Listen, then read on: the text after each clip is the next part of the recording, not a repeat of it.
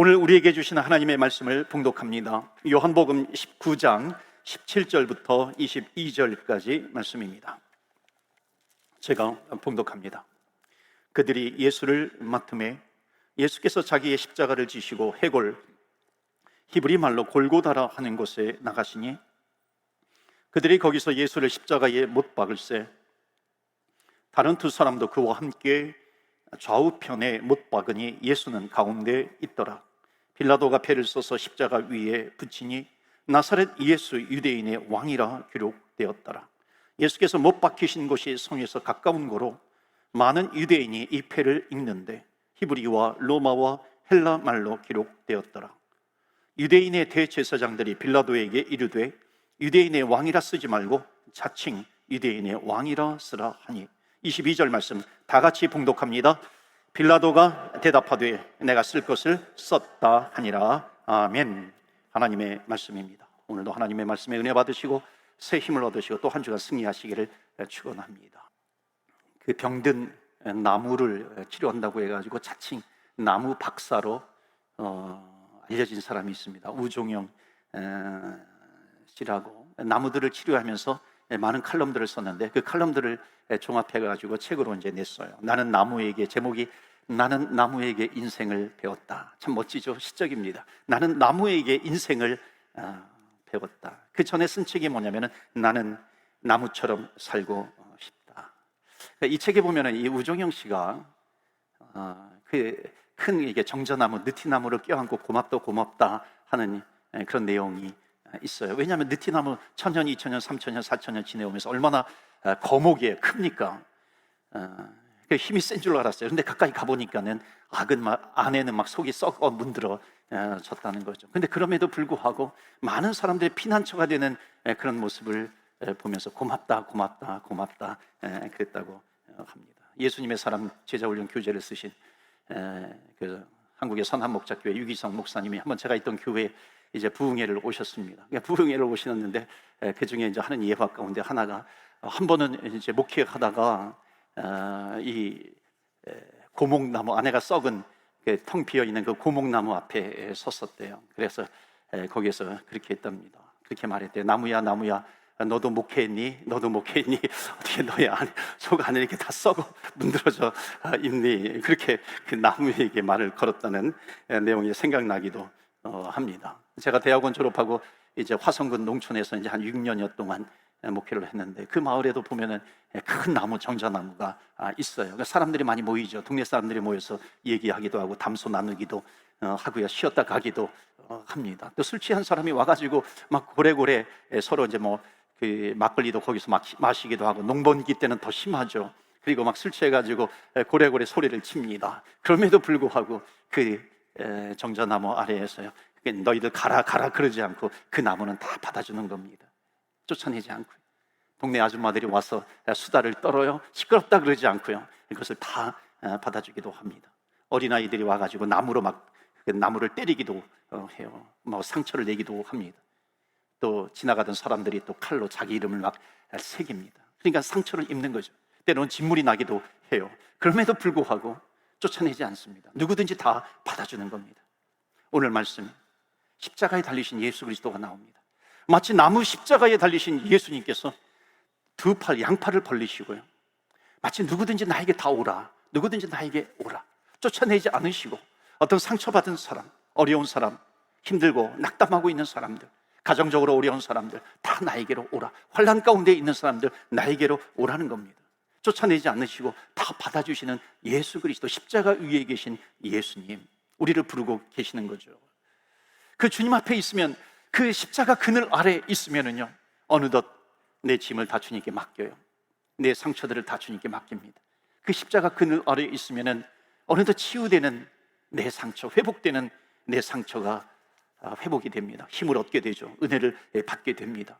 내가 하나님의 자녀가 되었구나, 구원받은 하나님의 자녀로서 확신을 갖게도 됩니다. 그러니까 여러분, 십자가 앞이라고 하는 것은 뭐냐면 회복의 장소입니다. 내가 인생의 무거운 짐을 가지고 있어요. 어떤 무거운 짐을 가지고 있다 할지라도 십자가 앞에 나오면은 그 주님은 양팔을 벌리시고 너의 모든 짐 나에게 다오, 나에게 다오, 주님께서 말씀하시는 겁니다. 때로는 우리가 인생 살다가 어려움을 겪잖아요. 때로는 원치도 않았는데 질병이 나에게 찾아옵니다. 그런 질병이 나에게 찾아왔다 할지라도 여러분, 우리가 갈 수 있는 곳, 세상에 갈 수 있는 것은 너무나도 제한적이지 않습니까? 그러나 십자가 앞에 나와요. 주님 앞에 나오면은 그 모든 무거운 짐들을 다 받아주시는 하나님이십니다. 그래서 십자가 그늘 앞에 나쉬기 원하네, 주님 앞에 나쉬기 원하네, 찬양하면서 나아갈 때 우리의 짐을 내려놓을 수 있고요. 그 십자가에 달리신 그 주님께서 나를 바라보고 계시는 겁니다. 오늘 19장 말씀, 오늘부터 이제 본격적으로 십자가 시리즈가 진행이 됩니다. 요한복음 19장은 예수님께서 십자가에 달리시는 내용이 기록이 되어 있습니다. 이 사순절 기간에 특별히 4월 달쯤에 되면 이 요한복음 19장이 많이 인용되기도 합니다. 저도 사순절이라든지 고난주간 때 이 요한복음 19장 말씀을 많이 전하기도 했는데, 이번에는 요한복음 전체 이 강해와 연결시켜서 요한복음 19장의 십자가의 내용을 전하도록 하겠습니다. 오늘 말씀은 그 죄인들과 함께, 양옆의 죄인들과 함께 십자가에 높이 달리신 예수님에 대한 기록입니다. 말씀을 한 구절 한 구절 읽으면서 전하도록 하겠습니다. 다들 아주 중요한 말씀인데요, 17절 말씀 보시면은 그들이 예수를 맡음에 예수께서 자기의 십자가를 지시고 해골, 히브리 말로 골고다라 하는 곳에 나가시니, 오늘 본문이 상징적이지만요, 그 17절에 보면 골고다 언덕으로 예수님이 십자가를 지고 가셨다. 여러분, 골고다의 뜻은 해골이라는 뜻입니다. 왜냐하면 거기가 십자가 처형 장소거든요. 그러니까는 십자가에 달려 있다가 그들이 해골이 되는 거예요. 그 주변에 얼마나 해골이 많겠어요, 이 골고다 언덕. 그런데 거기에 지금 예수님께서 십자가에 달리셨다라고 하는 것은 마치 보통의 죄인들처럼 십자가에 달리신 것이 아니라 그 해골이 즐비한 곳, 죽음이 있는 곳이죠. 소망이 없는 곳입니다. 거기에 예수님의 십자가가 우뚝 섰다라고 하는 것은 예수님의 십자가는 생명이기 때문에, 예수님의 십자가는 빛이기 때문에 그 빛이, 그 사망 권세가 붙잡고 있는 그곳에 그 생명의 빛이 흐르고 있는 겁니다. 비춰지는 것입니다. 그래서 18절 말씀에 보시면은, 18절 보실까요? 우리 다 같이 읽도록 하겠습니다. 시작. 그들이 거기서 다른 두 사람도 그와 함께 좌우편에 못 박으니 예수는 가운데 있더라. 아멘. 예수는 가운데 있더라. 이게 굉장히 상징적인 겁니다. 좌우편에 죄인이 있어요. 그리고 거기는 골고다예요. 골고다, 해골이 즐비한 곳이라고 하는 겁니다. 그 죄인들 사이에 거기 예수는 가운데 있더라. 그 죄인들 가운데 예수님이 있는데 그 오른편 강도는 그 날에 예수님을 믿음으로 말미암아 구원받았습니다. 그러니까 뭐냐면 지금 해골이 즐비한 곳에 있어요. 해골이 즐비한 곳에 있기 때문에 죽음이에요, 사망이에요, 소망이 없는 겁니다. 소망이 없지만은 그때 십자가에 달리신 예수님을 바라봄으로 말미암아 생명이 비춰지게 되는 것이고 구원의 역사가 나타난 겁니다. 그러니까는 사망만이 아닙니다.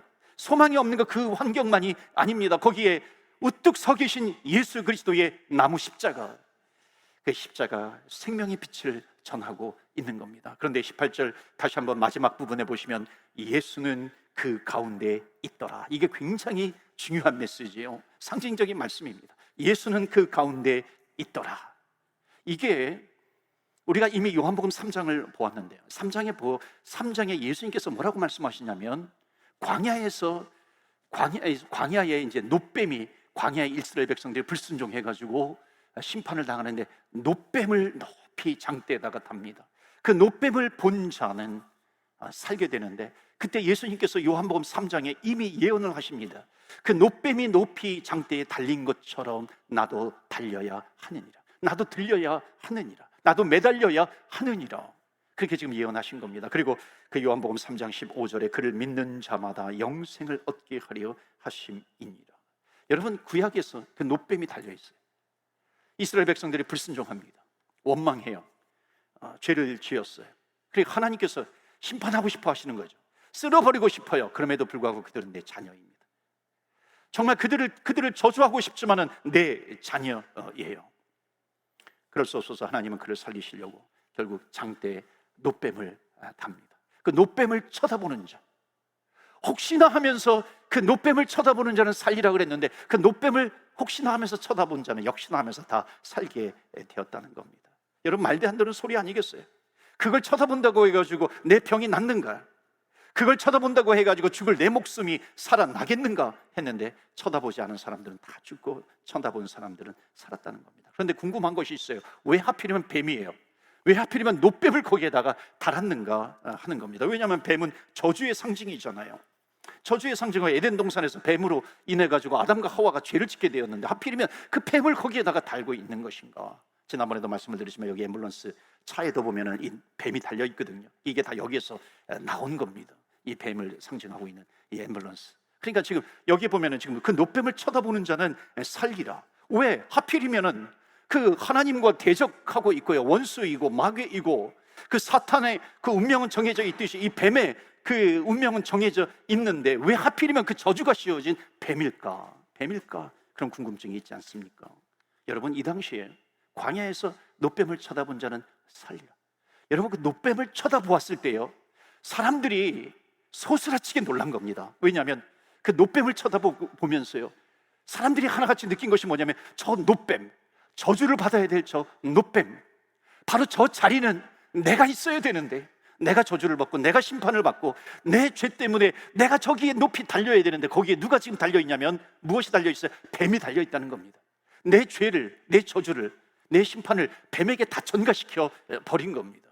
그 뱀이 그 장대에 높이 달려있는 거죠. 그러니까 그들이 느낀 것은 뭐냐면 저게 바로 나다, 저게 바로 나다. 뱀이 달려야 되는 것이 아니라 내가 달려야 할 것이라는 거죠. 그러니까 예수님께서 나도 그 놋뱀 뱀처럼 내가 들려야 하리라. 인자와 같이 나도 나무에 달려야 하리라. 그러면서 오늘 요한복음 19장의 말씀에 그 예언이 실현이 되는 겁니다. 그 죄인들 사이에 골고다 언덕에서 높이 들려지게 된 예수 그리스도. 여러분, 이것은 무엇을 얘기하고 있습니까? 예수님께서 내 죄를 지시고 내 저주를 다 주님께서 담당하신 겁니다. 받으신 것이죠.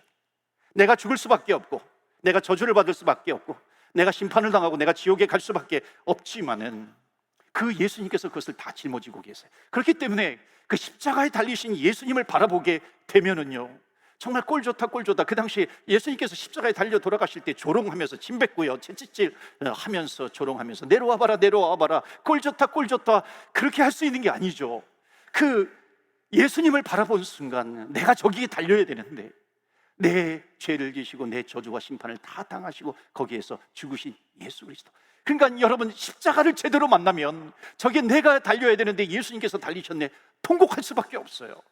회개가 터져 나올 수밖에 없습니다. 눈물이 나올 수밖에 없는 것에 주님께서 나를 대신해서 저기에 죽으셨네, 나를 살리기 위해서 달리신 그 예수 그리스도의 모습, 그거를 보는 자마다 저게 내가 달려야 되는데 나를 대신해서 죽으신 십자가의 은혜를 체험할 수밖에 없는 겁니다. 여러분 아시다시피 한 여인이 간음죄를 지어서 동네 그 사람들 사이에 마치 이렇게 패대기 쳐서 정황상 옷이 다 벗겨지고 그 동네 사람들은 모여가지고 돌멩이 하나씩 들고서 으르렁거리면서 이제 곧 직결 심판에 처해서 돌을 던져서 죽이려고 합니다.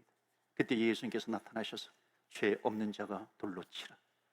슬금슬금 돌을 하나씩 놓으면서 뒤로 사라집니다. 예수님과 그 가늠한 여인 둘만 남았어요. 그때 예수님께서 그 가늠한 여인에게 나도 너를 정죄하지 않는다, 그리고 가서 다시는 죄를 짓지 말라. 여러분, 이 가늠한 여인이 예수님이 얼마나 고마웠을까요? 그 용서해 주시는 하나님의 은혜가 이 예수님을 통해서 나타나지 않았겠어요? 아마도 이 여인은 성경에 디테일하게 나오지 않았지만은 아마 평생 그 예수님을 따르고 싶었을 거예요. 내가 그 옆에 서 있지는 못해도 내가 먼 발치에서 저 예수님을 한번 보고 싶다. 어느 날 소문이 나는데 그 예수님께서 극악무도한 사형수들이 처형당하는 십자가에 달려 돌아가신다는 겁니다. 이 여인은 그 먼 발치에서 보다가 가까이 갑니다. 감히 쳐다볼 수 없어요. 감히 그 십자가에 달리신 예수님을 바라볼 수 없지만은 눈을 들어서 그 예수님을 쳐다보는 순간 이 여인은 소스라치게 놀라는 겁니다. 왜냐하면 그 십자가에 발가벗겨져서 그 십자가에 달리신 예수 그리스도를 보면서 이 여인이 깨닫는 것은 뭐냐면 저것은 내 모습이었는데, 내 발가벗겨진 내 모습인데 내가 저기에 발가벗겨져서 내가 저 자리에 달려야 하는데 그 자리에 바로 지금 예수님께서 달리셨구나, 저것은 나의 모습인데 이 여인은 소스라치게 놀라는 겁니다. 내가 돌에 맞아 죽어도 될 형편 가운데 있었는데 그 예수님께서 나를 용서해 주셨고, 나를 용서해 주신 뿐만 아니라 저 십자가에 달리신 예수님을 보니까는 나의 죄와 저주와 심판까지 다 담당하시면서 나의 구원을 이 위해서 십자가에 죽으신 예수님을 보게 된 겁니다. 그때야 비로소 이 여인은 구원을 받은 거죠. 그 십자가에 달리신 예수님이 바로 나라는 겁니다. 왜 나를 위해서 주님께서 십자가에 달려 돌아가셨어요? 정말 십자가를 만나면요, 왜 주님 나를 위해서 고초를 당하셨나? 만왕의 왕 내 주께서 왜 고초를 당하셨나? 찬송가에 나오는 것처럼 이 벌레밭 같은 날 위해서 보혈을 흘려 주셨네. 여러분, 정말 십자가에 대해서 고민해 보셨나요? 예수님이 내가 죽어야 되는데 왜 예수님이 그 자리에 죽었을까? 예수님이 죽지 않으면 내가 그 자리에 죽을 수밖에 없기 때문에 사랑하는 아들 독생자 예수 그리스도를 이 땅에 보내주셔서 나를 대신해서 죽게 하신 그 하나님의 사랑, 십자가를 만난 사람은 회개가 터져 나오게 됩니다. 진심으로 회개하게 되는 것이고 통곡하게 되는 것이고, 그 다음에 그것과 더불어서 그 하나님의 은혜를 체험하게 됩니다. 이 정말 놀라운 은혜, Amazing Grace, 이 은혜를 내가 받았는데 이 은혜를 내가 놓치지 않고 누리면서 살아야 되겠다, 귀하고 값지게 여기면서 살아야 하겠다, 이 삶을 사는 사람이 누구냐? 크리스찬이에요. 그리스도인이라고 하는 겁니다.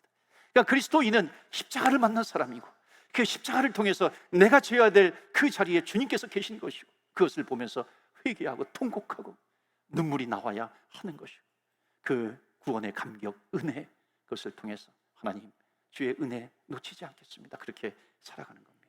오늘 말씀을 통해서요, 정말 기막힌 하나님의 역사를 볼 수가 있습니다. 19절 보실까요? 빌라도가 패를 써서 십자가 위에 붙이니 나사렛 예수 유대인의 왕이라 기록되었다. 그럼 빌라도가 나사렛 예수 유대의 왕이라고 제패를 붙입니다. 마지막 절에 보면은 그러잖아요. 읽지는 않겠지만 마지막 절 보면은 유대인들이 찾아와가지고 그 나사렛 예수 유대인의 왕 그 앞에다가 자칭이라고 좀 써주세요. 뭐 공식적으로 인정하는 것 같잖아요. 그때 빌라도가 뭐라 그럽니까? 내가 쓸 바를 쓰고 싶은 것을 내가 쓰고 싶은 것을 썼다. 여러분, 빌라도는요, 예수님을 십자가 처형에 내준 사람이에요. 이 빌라도가 알는지 모르겠지만요, 여기는 놀라운 하나님의 역사가 담겨져 있는 거죠. 그 다음 절 보시겠어요? 20절에 보면은 그 오늘 본문에 보면 어떤 언어로 쓰여졌냐면, 예수께서 못 박히신 곳이 성에서 가까운 거로 많은 유대인이 이 패를 읽는데 보세요, 히브리 말과 로마와 헬라 말로 기록이 되었다. 히브리 말, 그 당시에 모든 유대인들이 보면 다 알 수 있는 히브리 말로 기록이 되어 있어요. 한 명도 예외 없이 유대인들은 그 모습을 보는 겁니다. 나사렛 예수 유대인의 왕이에요. 그 당시에 공용어 헬라어입니다. 그리스어로. 그 헬라어로도 쓰여져 있다. 그러니까 헬라어를 할 줄 아는 사람도 그걸 다 보는 것이죠. 로마어는 그 당시에 이 로마의 엘리트들이 쓴 라틴 언어와 같은 겁니다. 그것으로도 쓰여져 있어요. 여러분, 이것은 무엇을 이야기합니까? 한 사람도 예외 없이 그 십자가에 써져 있는 죄패 나사렛 예수 유대인의 왕, 이거는 누구도 예외 없이 다 읽을 수 있다는 겁니다. 나는 못 읽었어요, 나는 거기에 써 있는 건 못 읽었어요, 이런 변명이 소용이 없는 거죠. 누구든지 다 볼 수 있는 겁니다. 유대인이든지 헬라인이든지 누구든지, 상징적으로 누구든지 그 예수께서 누구냐라고 하는 것을 피해갈 수 없다라고 하는 겁니다. 그런데 왜 하필이면 빌라도가 거기 나사렛 예수 유대인의 왕이라고 거리에 기록을 했을까요? 여러분, 큰 의미가 있습니다. 그것은 뭐냐면 두 가지인데, 나사렛 예수, 여러분, 나사렛이라고 하는 곳이 어떤 곳이에요?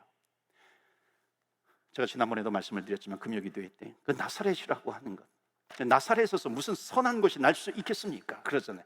여러분, 나사렛에는 사람들이 생각하기에 선한 것이 없어요. 나사렛은 죄인들이 모여 사는 곳입니다. 천하디천한 사람들, 천하디천한 직업을 가진 사람들이 모여서 살던 곳, 이방인들이 모여서 살던 곳, 갈릴리 나사렛 지역입니다. 그 나사렛에서 무슨 선한 것이 날 수 있겠어요? 여러분, 예수님도 나사렛에서 자랐는데 예수님의 직업이 뭐냐면 목수예요. 목수는 뭐 천민들의 직업은 아니지만 변변치 않은 그런 직업이었어요. 자랑할 만한 직업이 아니었어요. 그런데 나사렛 예수, 이 뜻은 뭐냐면은 주님 앞에 오는 사람들은요, 누구도 예외 없이 올 수 있다. 그런데 나사렛 예수 유대인의 왕이에요. 예수는 누구냐면은 왕족입니다. 다윗의 후손이에요. 왕족이에요. 그러니까는 왕족, 이 엘리트들, 이런 사람들도 유대인의 왕 예수 그리스도, 누구든지 다 십자가에 올 수 있다는 겁니다. 예외 없이 올 수 있다는 거예요. 죄인도 괜찮아요? 나사렛 사람 괜찮아요? 천한 직업을 가진 사람 괜찮아요? 왕같이 권력을 가지고 더 이상 출세할 수 없는 곳까지 올라갔던 사람도 어찌 보면 그 마음에 공허함이 있잖아요. 그 사람들도 오라 하는 겁니다. 십자가의 밑에 나오지 못할 사람은 단 한 사람도 없다라고 하는 것을 보여주고 있습니다. 여러분, 나사렛에서 어떤 범죄자들이 있어요. 그 범죄자들도 올 수 있어요. 별 볼 일 없는 직업을 가진 사람도 올 수 있다는 겁니다. 그 모든 사람들이 그 앞에 와서 그 예수님의 발가벗겨지신 그 십자가에 달리신 그 모습을 보면서 저것은 나의 모습인데, 저것은 내 모습인데, 그것을 느끼면서 그 앞에 통곡할 수밖에 없는 모든 사람들, 그 모든 사람들이 다 볼 수 있도록 나사렛 예수 유대인의 왕이라고 로마어로, 헬라어로, 또 히브리어로 기록이 되어 있는 겁니다. 그렇지 않습니까? 예수님께서 두 손을 벌리시고 우리를 향해서 오라 그러는 겁니다. 죄인도 오라, 어렵다고 생각하는 사람 오라, 내가 죄가 없다고 착각하는 사람들도 오라는 거예요. 노예와 같은 사람도 오라, 임금과 같이 떵떵거리면서 사는 사람도 오라, 목적 없이 지나가는 그런 나그네들도 오라.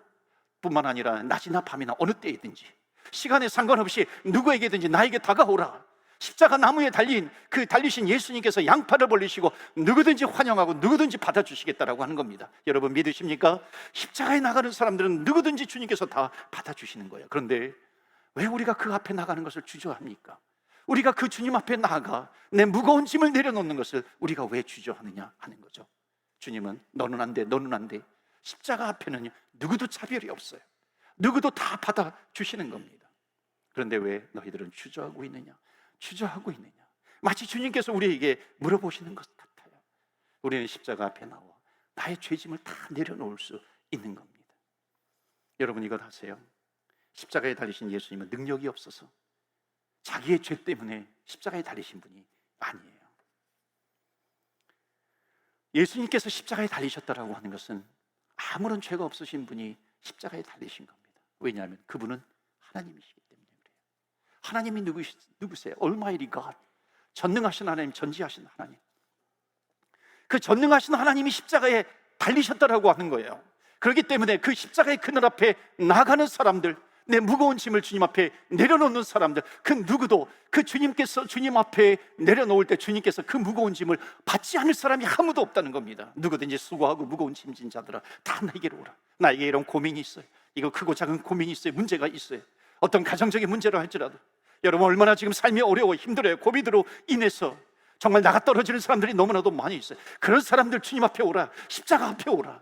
너의 무거운 짐을 다 나에게 주라 하는 거예요. 올마이리가 십자가에 죽으신 분은 자기의 죄를 위해서 죽으신 분이 아니라 그러면 자기만 구원하는 거죠. 올마이리가 하나님께서 십자가에 달리셨기 때문에 그 전능하신 하나님은 누구든지 무거운 짐들을 다 받아주실 수 있는 겁니다. 놀라운 것은요, 나사렛 예수 유대인의 왕이라고 하는 죄패를요 4가지 단어로 되어 있습니다. 나사렛 예수 유대인의 왕. 놀랍게도 히브리어로 앞자를 따면은요 어떤 말이 나오는지 아세요? 야훼, 여호와, 하나님. 빌라도가 이것을 알고 썼을까? 몰랐을 것 같아요. 그런데 빌라도는 십자가 처형에 내어 주었지만 예수님께서 하나님은 어떤 분이십니까? 어떤 환경 가운데서도 하나님은 하나님의 역사를 인도해 가십니다. 선한 역사를 이루어 가시는 하나님께서 야훼, 십자가에 달리신 주님은 야훼, 하나님의 여호와 하나님이라는 겁니다. 그렇기 때문에 너희들 여호와 하나님 앞에 나와라, 여호와 하나님 앞에 나와라 말씀하고 계시는 겁니다. 여러분, 하나님은 해결하지 못할 일이 아무것도 없어요. 아무것도 없어요. 심지어 그 예수님께서 십자가에 죽으신 곳은 골고다예요. 해골 곳이에요. 해골, 사망이, 소망이 없는 곳. 그곳에 우뚝 서신 주님이십니다. 사랑하는 성도 여러분, 주님 앞에 나오세요. 오늘 내가 주님 앞에 나오면서 하나님, 내 무거운 짐을 주님 앞에 내려놓습니다. 나의 주님으로 영접합니다. 나의 좌정하여 주옵소서. 마지막으로 이거 예고 하나 말씀드리고 마칩니다. 같이 기도하겠습니다. 한국에서 제가 목회할 때 그 온누리교회, 서빙고 동이에요. 맞을 겁니다. 서빙고 동에 온누리교회 큰 교회가 있었는데 거기에서 목회자들 훈련을 참 많이 했습니다. 그래서 한 번은 1년에 한 번씩은 제가 훈련을 받았는데 거기에서 이제 훈련을 받는데 마지막 날쯤에 한 유명한 사람이 나와서 간증을 하는 겁니다. 그 사람이 누구였냐면 그 당시에 그 MBC의 아마도 메인 앵커, 메인 그 뉴스 그 앵커였던 조정민 씨였습니다. 그 조정민 씨가 막 예수님을 만났을 그때예요. 그때 이제 예수님을 이제 만나고 이제 간증을 하는 내용을 들었습니다. 나중에 이분이 이제 리타이어 한 다음에 50 중반을 넘어서 예수님을 만나고 그 다음에 고든 코넬, 미국의 고든 코넬 신학교에서 공부를 한 다음에 60세가 넘어서 한국의 베이직 교회를 개척하고 지금 많은 영향력을 끼치고 있는 그 조정민 목사님이었어요. 그러니까 그분이 나와서 간증을 하는데 이제 자기가 어떻게 예수님을 만나게 되었는가 그것을 간증하는 겁니다. 어느 날 자기 아내가 이상해졌대요. 그 아내가 막 새벽에 일찍 일어나더래요. 그런 적이 없었는데 일찍 일어나가지고 교회를 가는 거예요. 아니 도대체 어떤 교회이길래 이게 새벽 일찍 나가서 교회를 가는가? 혹시 사이비 집단 아닌가? 그래가지고 이 기자 정신을 발휘해가지고 몰래 이게 뒤따라 미행을 한 거예요. 그래서 보니까 온누리 교회를 간 거예요. 새벽 기도에 참여를 한 거죠. 그래서 거기 뒷자리에 앉아가지고 이 도대체 무슨 집단인가 어떻게 하는가 이제 뒤에서 보는 거예요. 또 이제 MBC의 기자이니까는 뭔가 특종을 이제 만들어 가지고 이제 좀 그 사이비 이 종교를 좀 이렇게 특종을 좀 해가지고 이렇게 발표를 좀 해야 되겠다 이런 생각도 가졌던 겁니다. 근데 아니나 다를까 말씀을 잠깐 전하는데 이제 불을 끄는데 다 같이 기도를 하는데 막 여기저기서 방언으로 기도하는 거예요. 이상한 소리를 내면서 기도하니까 야 이거 사이비 집단 맞구나. 앞에 있는 목사님은 더 큰 소리로 막 하더래요. 궁금했어요. 자기 아내는 어떻게 기도하나 봤더니 자기 아내는 그래도 좀 조용히 기도하더래요. 그래가지고 아직 내 아내는 물들지 않았구나. 그 아내를 좀 빼내야 되겠다 소망이 생기더래요. 그 뒤에서 가만히 이렇게 음악 소리를 듣는데 그 음악 소리가 찬송이었죠. 기도와 함께 찬양이 들리는데 그 찬양이 내 마음을 때리는 거예요. 그 찬양이 울림이 되는 겁니다. 그 찬양을 통해서 하나님의 임재를 경험하게 되는 거죠. 그 찬양 속에 너의 모든 짐을 다 나에게 내려오라. 마치 그런 것처럼 나에게 이렇게 다 가까이 오라 그런 듯한 그런 음성을 들은 겁니다. 나중에 CD인지 테이프인지 구입을 해가지고 자동차에서 듣기도 하고 차에서 듣기도 하고 그러면서 얼마나 많이 자기가 그 찬양을 들으면서 눈물을 많이 흘렸는지 모른다고. 어느 날 새벽 기도회 때 뒷자리에서 또 역시 이렇게 찬양을 듣고 있는데 찬송이 이렇게 흘러나오더래요. 너 예수께 조용히 나가 내 마음을 내려놓고 주 십자가 사랑을 받아 죄 사함을 너 받으라. 주 예수께 조용히 나가 내 마음을 쏟아놓으라. 늘 은밀히 보시는 주님께서 너에게 큰 은혜를 베푸시리라. 처음에는 나에게 무슨 인생의 짐이 있나? 나에게 무슨 내 마음을 쏟아놓으라. 내 인생의 짐이 있나? 그런데 나중에 내 짐을 하나씩 내려놓고 보니까 나에게 무거운 짐이 너무나도 많았다는 거예요. 몰랐는데 나는 성공 가도를 달리고 있고 넉넉하게 살고 있는데 그 십자가 앞에 나가서 내 짐을 내려놓기 시작하니까 너무나도 많았던 그 내 무거운 짐들이 있는데 그것이 발견이 되는데 그것을 십자가 앞에 내려놓기 시작하니까 너무나도 가볍더라는 거예요. 나중에 내가 만약에 이 무거운 짐을 계속 가지고 있었다면 이 무거운 짐을 가지고 내가 천국에 가지 못했을 것인데 그 십자가 그늘 앞에 내 무거운 짐들을 다 내려놓으면서 내 몸이 내 마음이 짐이 가벼워졌노라. 주님을 만났노라.